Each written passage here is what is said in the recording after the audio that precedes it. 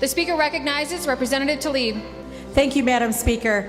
I rise in support of this amendment which would restore mental health and substance abuse services for our veteran communities.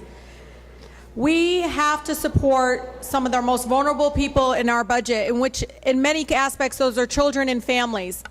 In this instance, we have a huge issue when it comes to mental health problems and challenges for our veteran community, and I want to urge my colleagues to support this amendment that includes, again, $60,000, which is very little, to try to provide mental health and substance abuse services for our veterans. The other aspect of this amendment is that this restores cuts and supports the executive recommendation for programs around smoking prevention, around health and health awareness. In 2011, as many folks know, data shows that 31.3% of Michigan adults are obese, and 34% are overweight, and 65% struggle with weight.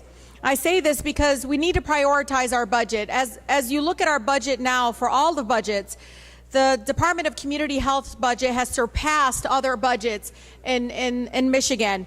And over 30% of our general fund now is going towards the Department of Community Health. And that's because we are getting sicker, we're getting more obese, we're not providing adequate mental health services. We need to try to help our, again, families and prioritize this budget so we can provide real quality public health.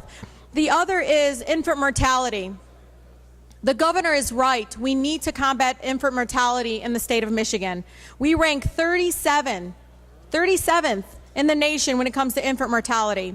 These are children that we can prevent from dying. We need to promote infant-safe sleep practices, expanding home visiting programs, and reducing unintended pregnancies. As a mother, I cannot imagine the many mothers that are across this state that do not have access to these services so they can prevent the death of their infants. We need to prioritize this budget. If we're not prioritizing this budget so we protect what matters most, Madam Speaker, then we will create more debt in the future when it will cost more to rectify this problem. And at that time, it might be too late. So I'm asking my colleagues to please support this amendment, again, that will support veterans, children, and in many ways, many of our families, middle-class families across this state. So please support this amendment. Thank you very much.